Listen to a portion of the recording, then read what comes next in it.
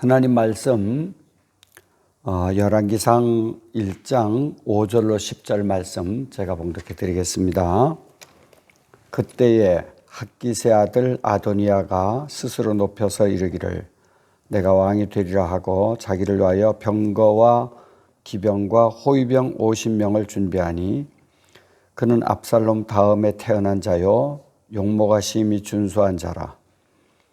그의 아버지가 내가 어찌하여 그리하였느냐고 하는 말로 한 번도 그를 섭섭하게 한 일이 없었더라. 아도니아가 수르야의 아들 요압과 제사장 아비아달과 모의하니 그들이 따르고 도우나 제사장 사독과 여호야다의 아들 분하야와 선지자 나단과 시므이와 네이와 다윗의 용사들은 아도니아와 같이 하지 아니하였더라. 아도니아가 에드로겔 근방 소헬렛 바위 곁에서 양과 소와 살찐 송아지를 잡고 왕자 곧 자기의 모든 동생과 왕의 신하된 유다 모든 사람을 다 청하였으나 선지자 나단과 분하야와 용사들과 자기 동생 솔로몬은 청하지 아니하였더라. 아멘. 우리 같이 기도하겠습니다. 하나님 아버지, 오늘도 하나님 말씀을 들을 수 있는 은혜의 자리로 저희들을 인도해 주시오니 감사를 드립니다. 하나님 말씀을 전하고 하나님 말씀을 들을 때 우리의 마음의 문을 열어주고 또한 이 말씀을 들으면서 하나님의 뜻을 깨닫는 귀한 시간이 될 수 있도록 인도해 주시기를 원합니다. 예수님 이름으로 기도드리옵나이다. 아멘. 할렐루야. 오늘은 열왕기상 1장 5절로 10절 말씀으로 반역자는 망합니다 하는 제목으로 하나님 말씀 전하겠습니다. 하나님은 한 개인과 국가를 관리하십니다. 그 누구도 하나님의 계획을 돌릴 수는 없습니다. 사무엘상 2장 6절에 보면 여호와는 죽이기도 하시고 살리기도 하시며 스올에 내리게도 하시고 거기에서 올리기도 하시는도다. 7절 보면 여호와는 가난하게도 하시고 부하게도 하시며 낮추기도 하시고 높이기도 하시는도다 했습니다. 우리 인류 역사상 왕이 되기 위해서 죽이고 죽는 비극의 사건은 계속되어 왔습니다. 그 사건은 부자 간에도 또는 형제 간에도 친구 간에도 치열했고 가까울수록 적이 되었습니다. 우리 가까운 북한을 보아도 84년생 김정은은 권력의 가시, 고무부를 죽이고 또 이복형을 죽이고 엘리트 지도자들을 죽였고 많은 사람을 죽이는 이런 일들을 계속한 것을 우리는 매스컴을 통해서 보게 되었습니다. 조선을 건국한 태조 이성계는 아들이 8명이나 있었습니다. 막내 아들 방석을 후계자로 세우자 건국에 공이 많았던 5째 아들 방원이 난을 일으켜 이복동생 방석과 7번째 아들 방번을 죽이고 4번째 아들 방간을 유배 보내고 스스로 왕좌에 올랐습니다. 이런 왕좌는 성경 역사에도 보면 죽이는 피의 자리가 되었습니다. 오늘 이 본문에 보면 다윗이 나이 많아 국사를 감당할 기력이 쇠진해지자 또 그가 무기력해지게 되자 다윗의 왕위를 호시탐탐 엿보던 다윗의 아들 아도니아가 군사 지도자 요압과 종교 지도자 아비아달과 모의하여 스스로 이스라엘 왕으로 자처하게 되었습니다. 아도니아는 어떤 아들이었습니까? 그는 다윗의 네 번째 아들이었습니다. 다윗의 아들은 19명이나 되었습니다. 첫째 아들 암논과 또한 암논은 압살롬에 의해서 처형되었고, 둘째 길르압은 또 죽게 되었고, 셋째는 압살롬인데 압살롬도 결국은 죽게 되었습니다. 이 넷째가 아도니아인데 그는 솔로몬에 의해서 죽음을 맛보아야 했습니다. 다섯째 스바냐, 여섯째 아드르암, 일곱째 시므아, 여덟째 소밥, 아홉째 나단, 열째가 솔로몬입니다. 그런데 이 넷째 아들이었던 이 아도니아는 위에 있는 형들이 죽고 살아있는 아들들 중에 최연장자로 왕이 승계 1위였다. 이렇게 사무엘하 3장 2절 5절에 나오고 있습니다. 어쩌면 이 아도니아가 왕이 되고자 한 것은 자연스러웠을지도 모릅니다. 아도니아라고 하는 이 아들, 그 아들의 이름의 뜻은 여호와는 나의 주라는 뜻을 가지고 있습니다. 그가 왕이 되려는 뜻은 어쩌면 무리는 아니었을 것입니다. 위에 형들은 다 죽고 이제 다윗의 아들 중에 자기가 최연장자였기 때문입니다. 그는 우리가 성경에 보면 체격과 용모가 준수했고 평소 백성들의 사랑과 많은 백성들의 신임을 받는 그런 아들이었습니다. 그리고 군대 장관 요압과 종교계 대표였던 아비아달의 적극 지지를 받았습니다. 6절 말씀 보면 그는 용모가 심히 준수했다라고 말합니다. 이는 도덕적으로 선한 삶을 살았고 또 미학적으로 또 감각적으로 뛰어난 외모와 탐스러운 외모를 갖추었던 의미를 보여줍니다. 다시 말하면 건장하고 잘생기고 화려하고 아주 튼튼한 그런 외모와 이런 모습을 가지고 있었습니다. 그뿐만 아니라 오늘 본문 6절에 보면 그 아버지가 내가 어찌하여 그리하였느냐 하는 말로 한 번도 그를 섭섭하게 한 일이 없었다라고 말합니다.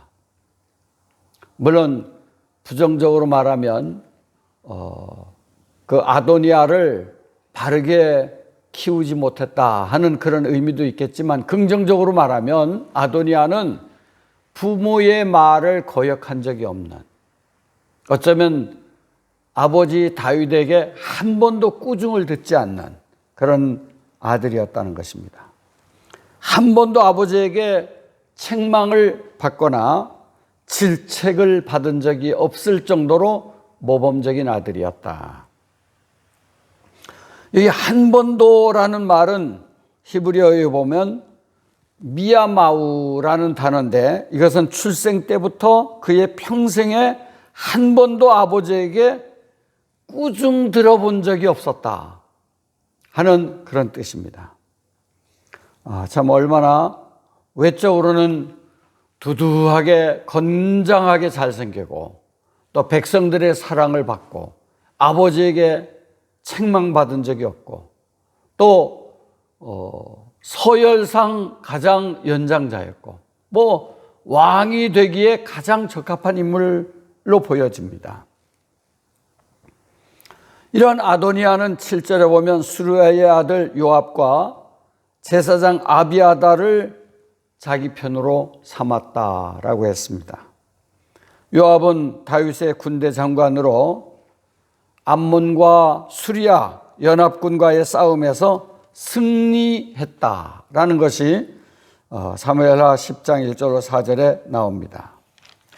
또한 다윗이 주도하는 모든 싸움에 출전하여 다윗에게 승리를 안겨주는 아주 믿음직한 군대 장관이었습니다.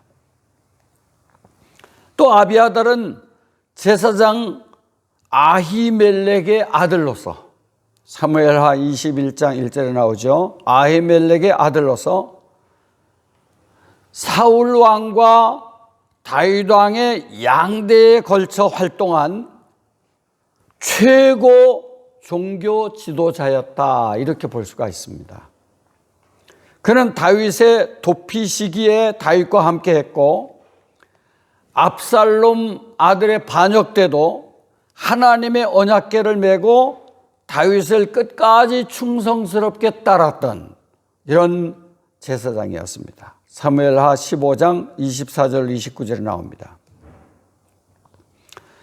그는 사독과 함께 다윗 왕조의 공인된 제사장, 이 아비아달은 다윗 왕조의 공인된 제사장이었습니다.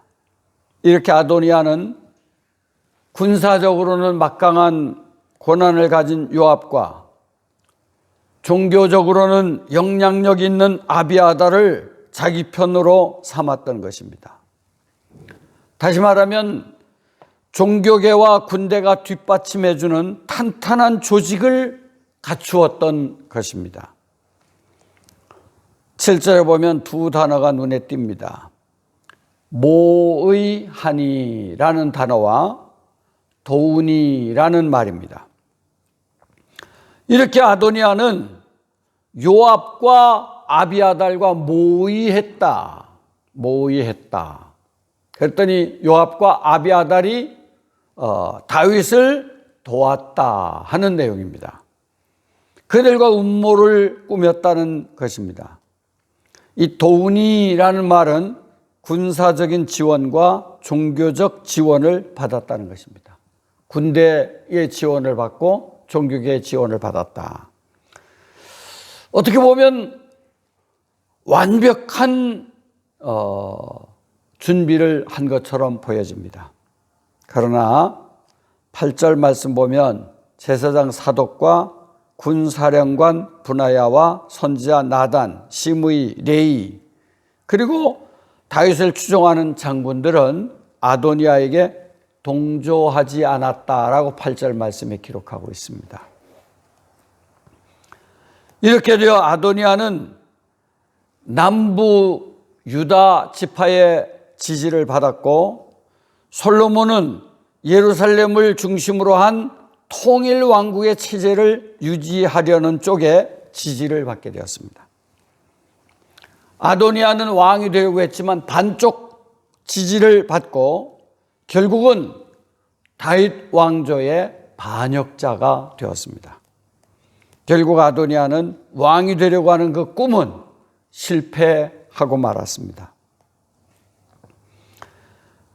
왜 아도니아가 이렇게 여러 가지 객관적인 조건 속에 살아있는 아들 중에 장자였고, 또 외모도 충출했고, 또 군대와 종교계의 지지를 받았고, 백성들의 사랑을 받았고 했음에도 불구하고 왕이 되는 일을 실패했을까요?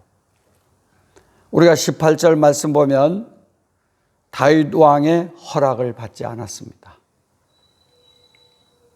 많은 사람의 사랑을 받았고, 군대와 종교계의 지도를 받았고, 또 외모적으로도 충출한 그런 모습을 갖췄지만 다윗 왕의 지지를 받지 못했습니다.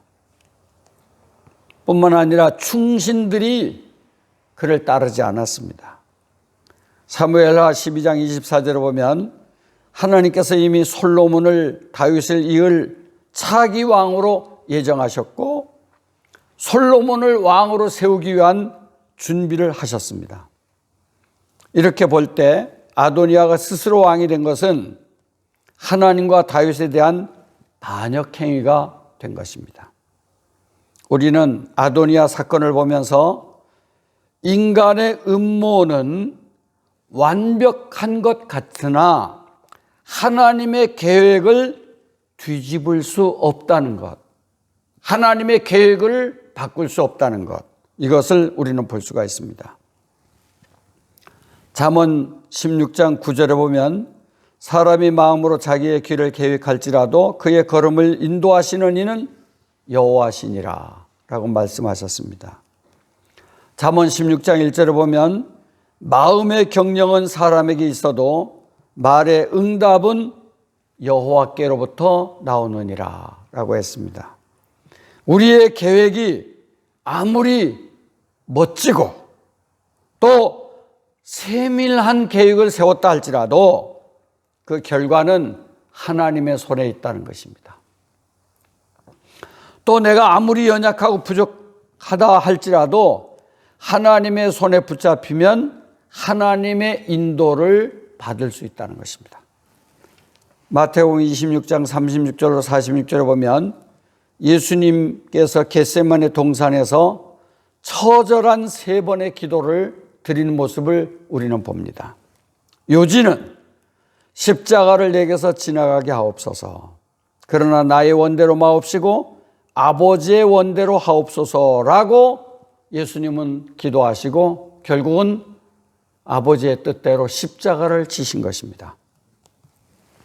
우리의 성도의 삶은 아도니아의 걸음을 걷는 것이 아니라 자기 편, 자기 지지자들을 모아 음모를 꾸미고 세를 과시하여 하나님의 섭리에 대항하는 반역의 길을 걸어서는 안 된다는 것입니다. 더 깊이 하나님 말씀에 귀를 기울이고 더 깊은 기도 속에 자기의 생각을 내려놓고 하나님의 길을 걸어가야 된다는 교훈입니다. 하나님은 주를 전적 의지하고 따르는 자의 길을 복된 삶으로 인도해 주시는 좋으신 하나님이라는 사실을 우리는 이 아도니아 사건을 통해서 볼 수가 있습니다. 우리는 내 생각과 내 계획을 내려놓고 하나님의 뜻을 순종하고 하나님의 뜻을 알아가고 그 길을 걸음으로 하나님 아버지 앞에 영광이 되고 우리에게 복을 주시는 이런 놀라운 축복의 삶이 우리의 생활 속에 이어지기를 축복합니다. 기도하겠습니다. 하나님 아버지, 오늘도 다윗의 넷째 아들 아도니아의 사건을 우리가 살펴보았습니다. 우리는 이 사건들을 통해서 인간의 계획이 아니라 하나님의 뜻을 바로 알고 하나님의 뜻을 바로 순종해 나아가는 삶이 복된 기름을 우리가 말씀을 통해서 깨닫게 됩니다. 우리의 미련하고 우둔한 생각을 내려놓고 우리가 하나님 뜻을 바로 알고 그 뜻을 바로 순종해 나가는 믿음의 삶이 될 수 있도록 우리 모든 성도들에게 은혜 주시기를 구합니다. 예수님 이름으로 기도드리옵나이다. 아멘. 이제는 우리 주 예수 그리스도의 은혜와 우리 하나님 아버지의 풍성하신 사랑과 성령님의 감동 감화 교통인도 충만하심이 하나님의 뜻을 바로 알고 하나님의 뜻을 바로 순종하면서 복된 믿음의 삶을 걸어가기를 소망하는 주의 거룩한 백성들 머리머리 위에 세세 무궁토록 함께 있을지어다. 아멘.